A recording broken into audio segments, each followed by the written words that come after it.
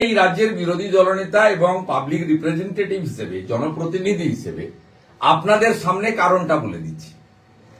Micro observer এই রাজ্যে দিতে বাধ্য হয়েছে ইলেকশন কমিশন। তার কারণ এসডিও র্যাঙ্কের ইআরও পশ্চিমবঙ্গে মমতা বন্দ্যোপাধ্যায়ের নেতৃত্বাধীন নন্দিনী চক্রবর্তীর প্রশাসন, আগের মনোজ পন্থের প্রশাসন ইলেকশন কমিশনকে দেয়নি।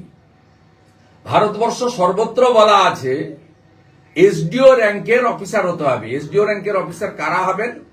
দাগরের আইএসরা হবেন এবং ডাব্লিউবিসিএস এ ক্যাটাগরিতে যারা পাস করবেন তারাই হবেন। এর পরের দিন শুনানিতে খুব ভালো জায়গায় ফেঁসেছেন মুখ্যমন্ত্রী।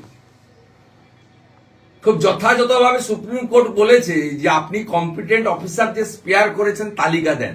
তালিকা সবার কাছে আছে, আমার কাছে আছে। 294 অ্যাসেম্বলি, 294 ইআরও, 225টা ইআরও যারা ইলেকশন কমিশনের গাইডলাইন বা অন্য রাজ্যের গাইডলাইন অনুযায়ী ইআরও হতে পারেন না, ইনারা ইআরও করেছেন।